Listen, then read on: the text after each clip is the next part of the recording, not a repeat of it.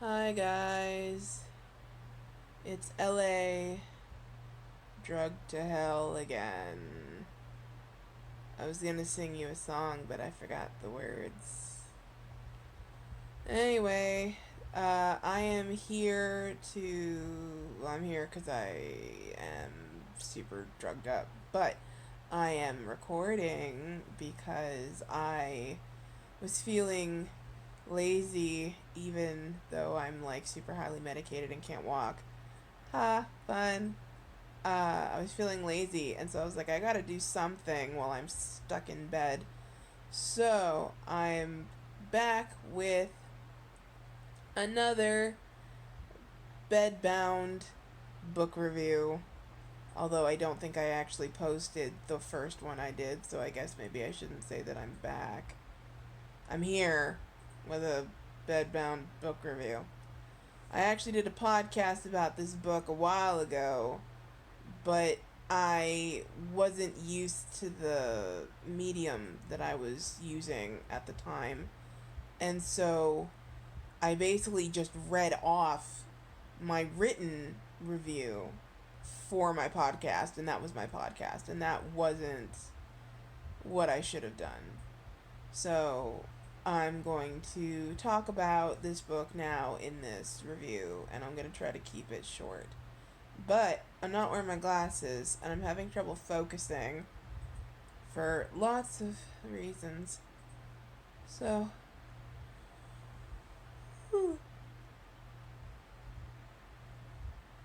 9 Benadryl will do that to you. Um, what was I saying? Trouble focusing. Oh. So I'm going to talk about this book because reasons. I basically, like, I'm still doing the whole December Ween thing, but I think it's gonna be over before I have a chance to actually edit and post the reviews that I did. So, uh, basically, I just kind of said, fuck it. I have too many things to worry about. Sorry, every time the camera shakes, that's me taking a breath. I have to remember to breathe because if I don't, I will pass out and probably die. Or at least have to go to the hospital. Because the combination of medication that I'm on causes hypoventilation, which is the opposite of hyperventilation. So it makes me not breathe enough. So to make sure I don't die, I have to make sure that I periodically take deep breaths. Otherwise, I'm not going to get enough oxygen. Anyway, so that's not important. It kind of is, but sorry, I'm having trouble focusing. So we're going to talk about Throne of Glass. The reason I got this one is because my hardback purple one, my roommate, IK Scott, is borrowing it, and so all I have is the dust jacket. She's got the actual book. Throne of Glass, for those of you who don't know, I'm not sure who doesn't know this now, but for those who don't know, Throne of Glass, Celaena Sardothian. Sorry, that's not a comment on her as a character. I don't like alliterative names almost ever. And so I've been calling her Kalena. Like, when I first started the books, I called her Kalena. Kalena Sardothian. And so I got the Sardothian part right, but whatevs. Yeah, apparently it's Celaena. I don't know. I don't like the fact that it's Celaena because that makes me think of the harpy in Greek mythology, Celaeno. Which I know about from reading The Last Unicorn by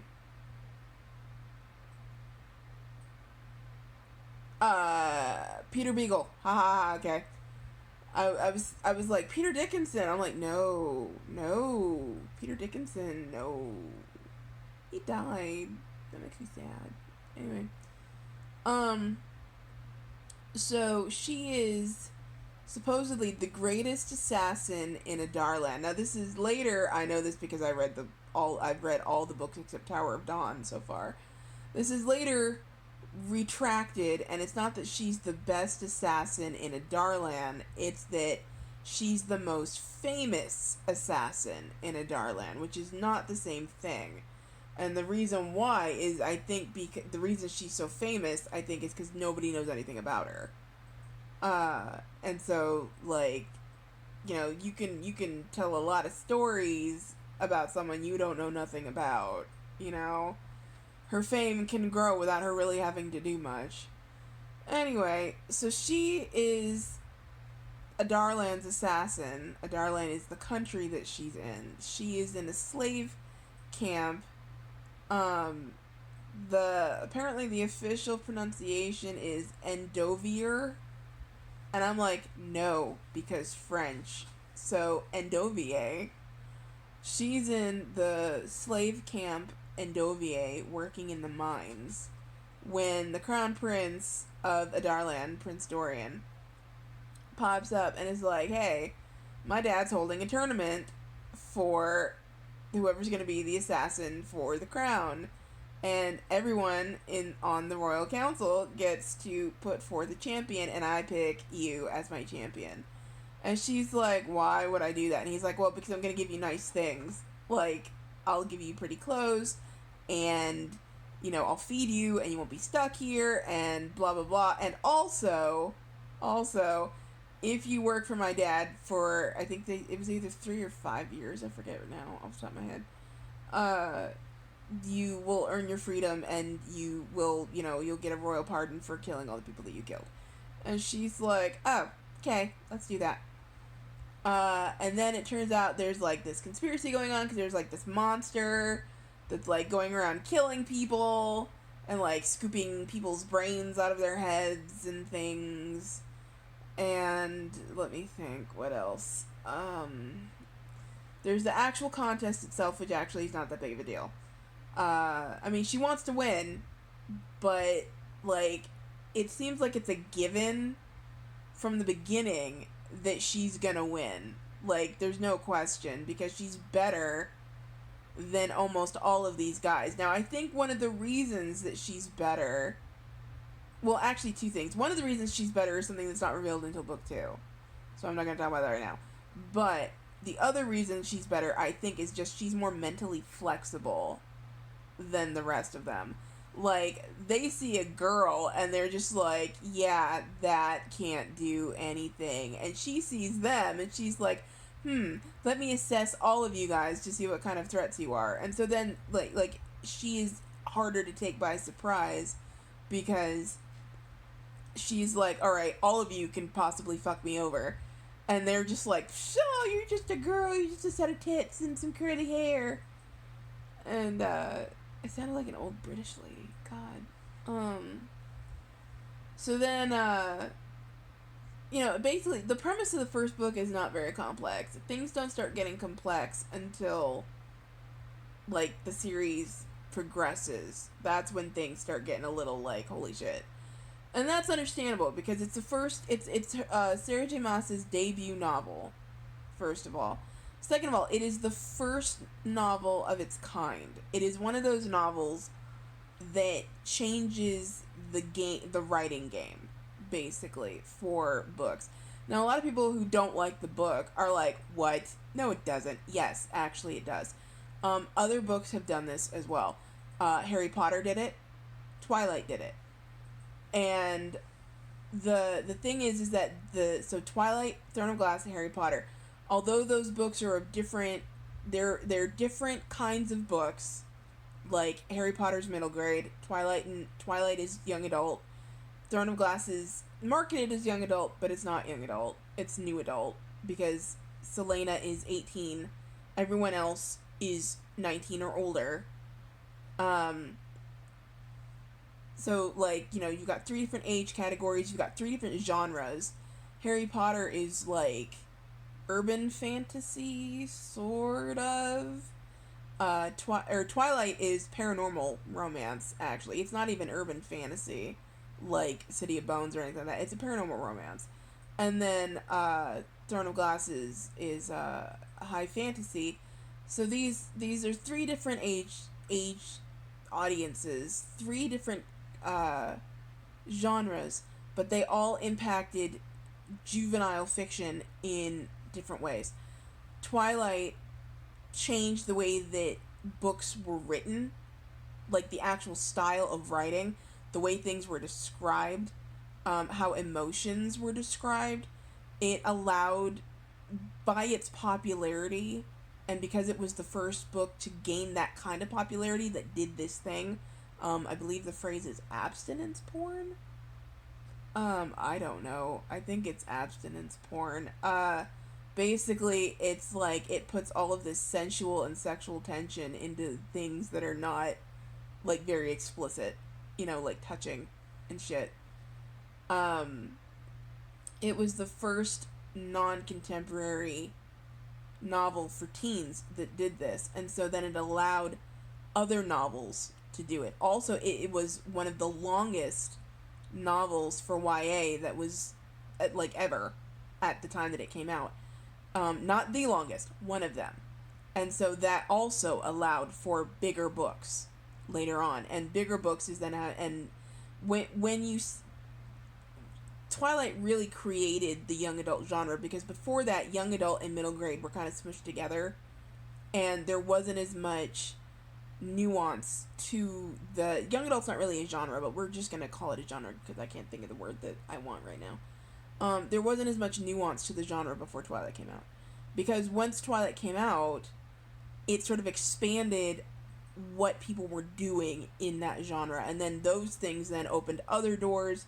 And and part of it was because, like, Twilight was so popular that, like, vampires, which had always been, like, a big part of teen fiction, what teen fiction there was, that was not contemporary. Because Twilight was so popular, it, like, they flooded the market with vampire fiction to the point that everyone got tired of it. And then they flooded the market. So then they're like, okay, no more vampires. What's next? Angels and demons. So then they did that. They did a brief stint with aliens. I think they did ghosts. I know they did zombies. And I know that because there was a lady at my church that said that the uptick in zombie literature was part of President Obama's conspiracy to help create the Fourth Reich. I am not even making that shit up. That's what she said. I thought she was kidding. She was not kidding. She told me that. She said that that the uptick in, like, Pride and Prejudice and zombies and Rotten Ruin and I, Zombie and I Am Legend and all those things, all those zombie movies and books and things were a conspiracy orchestrated by Barack Obama to institute the Fourth Reich and make it easier for the government to convince us to shoot our own families. I'm not even making that shit up. Anyway, so, but once we got through, vampires, angels and demons, werewolves, zombies, witches, ghosts, once we did that, we were out of options. Like, what were we gonna what were we gonna do next? And that's when YA really took off, and that was great. It, like, so many innovative, creative things that YA is doing now, and Throne of Glass is one of the things that helped, like, push YA into a new direction. Throne of Glass helped pave the way for more feminine female fighters. Granted, like, and this is the thing, is, like, Throne of Glass is a feminist novel, and it's not.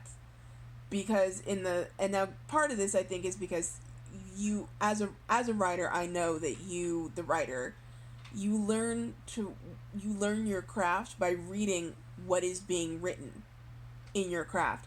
And so, like, in the genre that you write for. And so part of the issue with the some of the sexism in Throne of Glass, because there is sexism in Throne of Glass. Part of the I think one of the big sources of sexism in Throne of Glass is that the things that were being put out at that time, that it was being written, were very sexist. Girls, the female lead wasn't like other girls, and that was like a big important thing, and like she wasn't stereotypically feminine, and she didn't have a lot of female friends, and she was one of the guys, and blah blah blah, and like she had no strong like female mentors. It was like some man teaching her, because and this is sort of like a pushback against the idea that women weren't capable of doing what men did, is that then it created the trope of girls who made a place for themselves in quote unquote the man's world, and like had a male teacher who was like, you're just as good as a boy, so I'm gonna teach you as if you were a boy, blah blah blah blah blah. And so I think that's part of where the sexism in Throne of Glass comes from. But then also Sarah J Maas was really young when she started writing the book.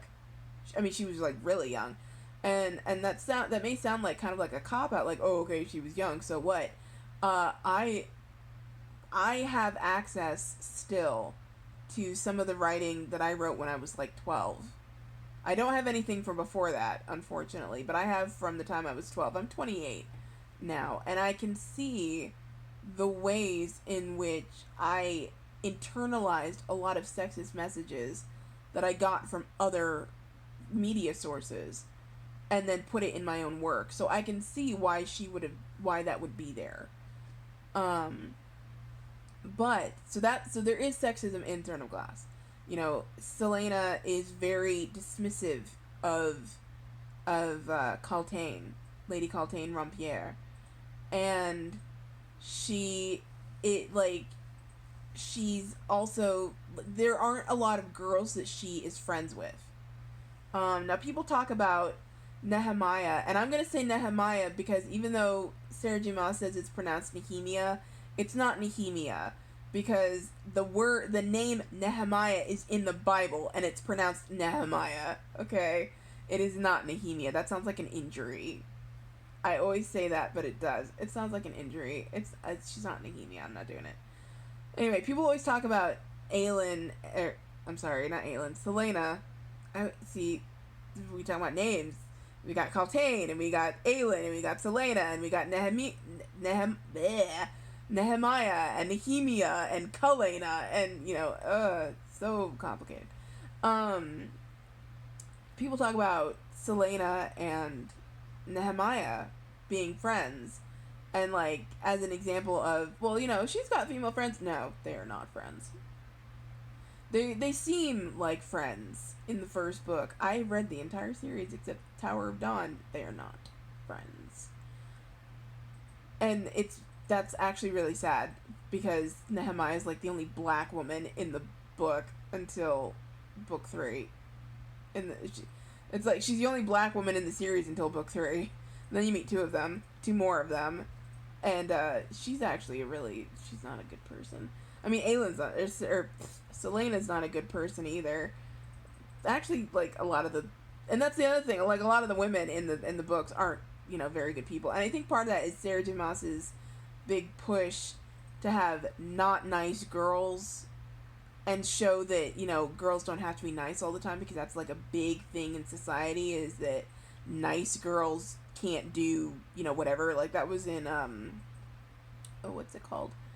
A Series of Unfortunate Events, the Netflix TV show, and I think it was in the book too. Violet Baudelaire picks a lock on a bad guy's suitcase to prove that he's a bad guy, and the only reaction the adults give is, "You picked the lock? Nice girls don't know how to do that." And her brother's like, "My sister's a nice girl and she knows how to do lots of things, so fuck you guys." And so I think that's like part of what like a lot of the sexist things that pop up in a lot of books are either sexist things that have been around for a while, like girls can't do this, girls can't do that, blah blah, or it's some form of pushback against the idea that girls can't do something. or that girls have to be something. That doesn't make it okay, but that is, like, a big source from where that comes from.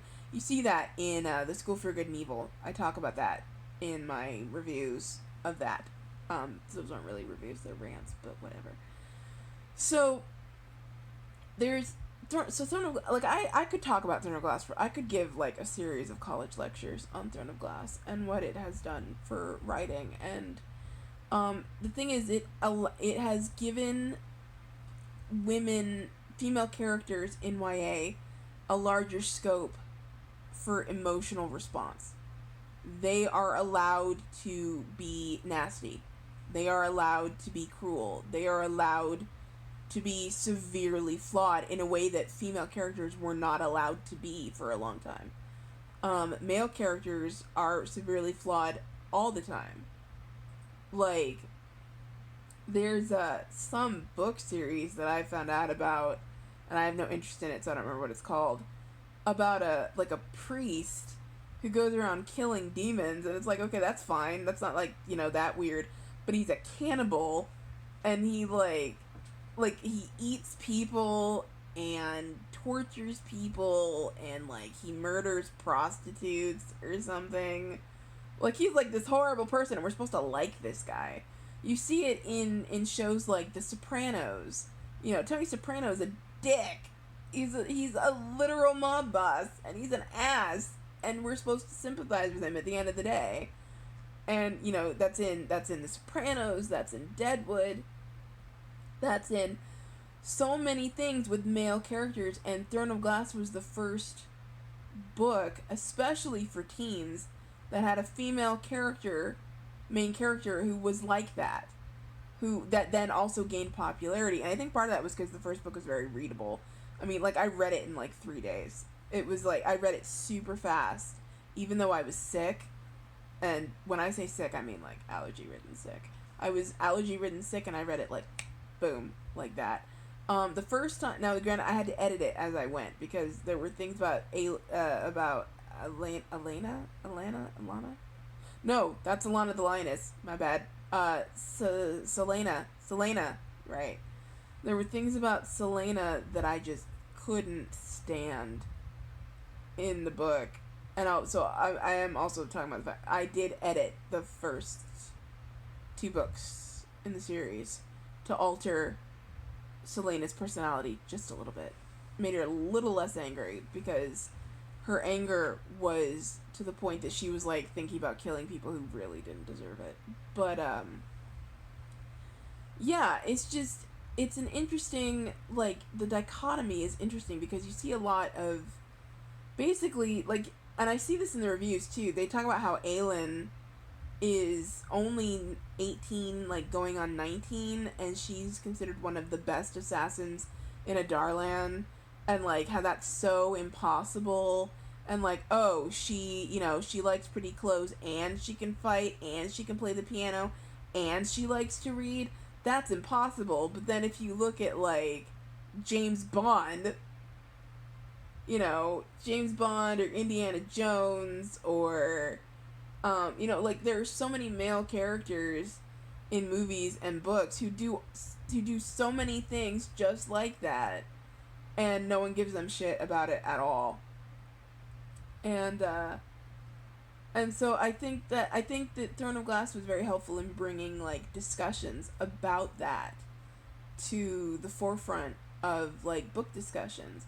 And I think that Throne of Glass also allowed, because of its popularity, allowed more writers to write characters who were doing those things, who were, you know, female characters who were allowed to be more fleshed out and have more than one hobby, and, you know, like stilettos because they're pretty and because you can kill a man with them, you know. So there are things that are wrong with the book, yes, but I also think that the book did a lot of good. Now, let's talk about some of the issues with the book. There were things that I really liked. First of all, actually, one of the things is, I know for a fact, because I follow Tamar Radzinski's blog. Tamar Radzinski is Sarah J Maas's agent. That Throne of Glass is a retelling of Disney's Cinderella. Yeah. I thought that was pretty cool. And you can see it. Basically, a young Sarah J Maas, when she was a teen, asked herself the question, what would happen if Cinderella went to the ball to kill the prince? And that's how she came up with this story. And so I really wanted to read it. And when you read there is a ball, and when you read the ball scene, if you know that there's like Cinderella threads in this book, it's really obvious where they are. And I love fairy tale retelling, so I like totally got a kick out of that. I like dogs, so Fleetfoot is my baby. The thing is that, like, one of the things that I liked that a lot of people didn't like is the way Selena thinks about herself. She's basically like, she's like Smaug from The Hobbit. She's like, I am Selena Sardothian. I am a Darlan's assassin. I will gut you like a pig and leave you to bleed to death because I am epic. And I'm like, you know what? I am totally here for that shit right now. Because there are not enough girls who love themselves to that point. And it's like, it's nice. It's nice to see a girl who loves herself. And, maybe she takes... Now, there are some things that are unrealistic. Like the fact... And I don't think that her being one of the greatest assassins in Darlan is unrealistic. That's not the problem. The problem is that she doesn't act like she's one of the greatest assassins in Darlan. And I mentioned in my written review and in my podcast that I was pretty sure Sarah J Maas needed to read the book Dune, because in Dune you see a 15-year-old boy who's has a similar lifestyle, sort of, like has to do with assassins and shit. And he handles certain situations in ways that Selena should and doesn't. But really, it's only a few things. And, like, some people are like, oh, we don't want to hear about Selena's clothes. Well, I do. So, that.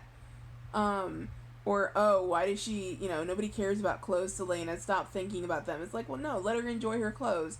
Let her enjoy her books. Let her enjoy the fluffy dog. Like, let her have things. She can have things.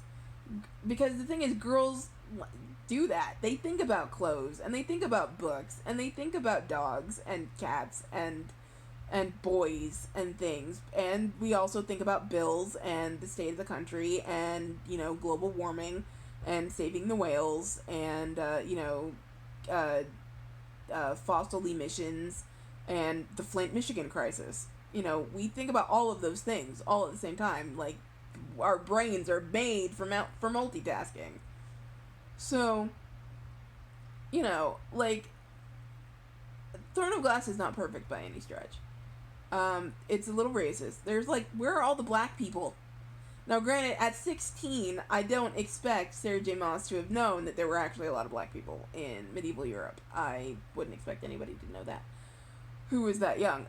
But it's not her job to point that shit out to herself. There are people at the publishing company.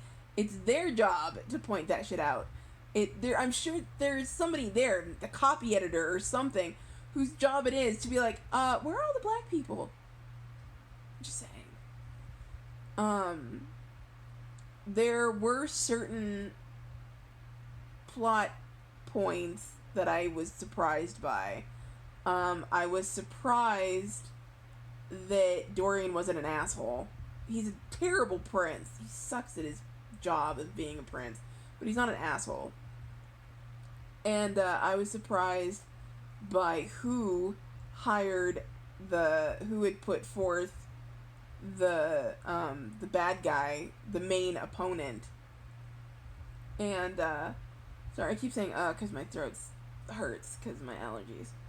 I was surprised by who the king put forth as the main opponent for Selena, and who, like, the identity of the monster, where the monster came from, and all that stuff. The ghost, the elf queen ghost, that was new. And knowing what I know about later books, not only is it new, it's very interesting. The books get better. as they go. Throne of Glass is maybe like 2.25 stars.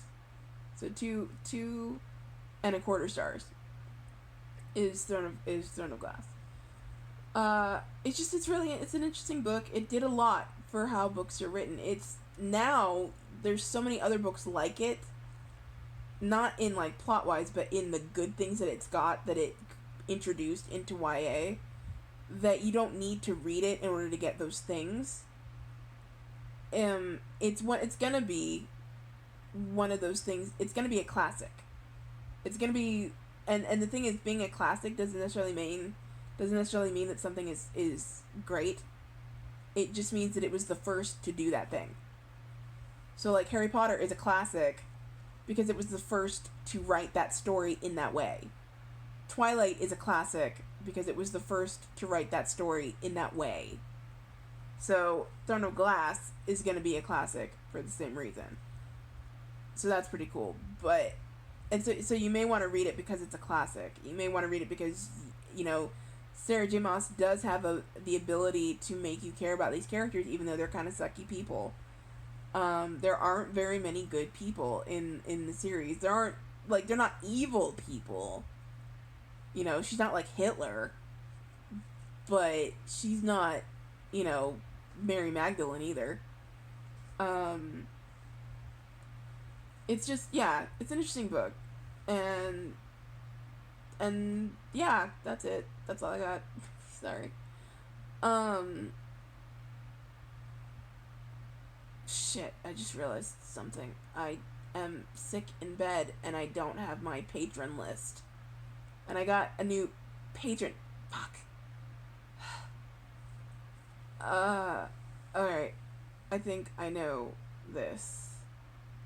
Alright, so that was my review of Throne of Glass. I'm sorry that I was a little all over the place. I'm not even gonna bother editing this. I'm just gonna, run it through Premiere so I can put in my intro and then post it. Halsey for the win. She is the bomb diggity. I love Halsey. She's so cool. She's so amazing. She's such an lady. Anyway, thank you for listening to my review. My hand is going numb. My other hand. Shit. Oh god. Oh, this phone is Satan. Thank you for listening to my review. Thank you for helping me be semi-productive while I'm stuck here. Thank you for listening to me ramble. I can talk about books all day. Do not ask me to talk about Harry Potter. People ask me that all the damn time. And I'm just like, no. Because I could do that for literal days, but then, I'd get all the hate mail and all the death threats, and I don't want to deal with it. Let me think. What was it? What's my thing? Oh. Press the like button if you love me. Subscribe for more of me. Or you can leave a comment in the doobly-doo down below. I can make my finger go in the right direction. No, I can't. Dang it. Doobly-doo down below. There we go. Shout out to my patrons. Let's see if I can do this in order.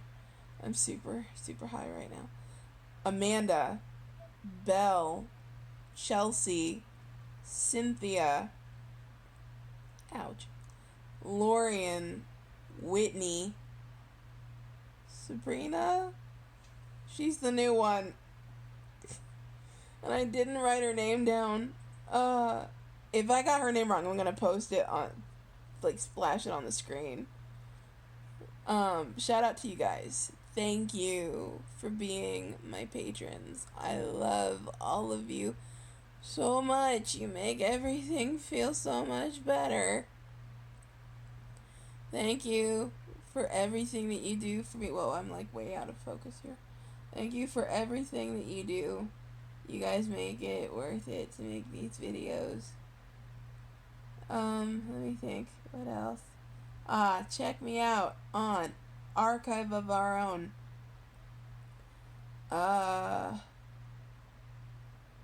DeviantArt, 8 Tracks, Etsy, Facebook, Goodreads, Instagram.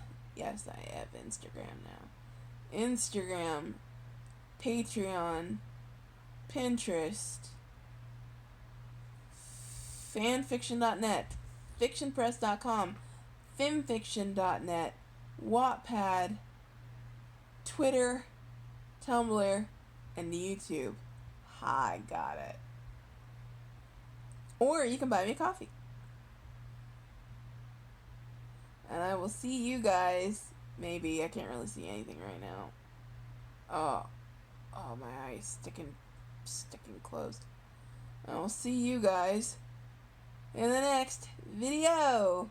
Oh, I sound kind of like Jacksepticeye if he was voiced by Paul Rubens. Love you. Oh, and remember, you are loved. Bye. I have to hit the button now, don't I?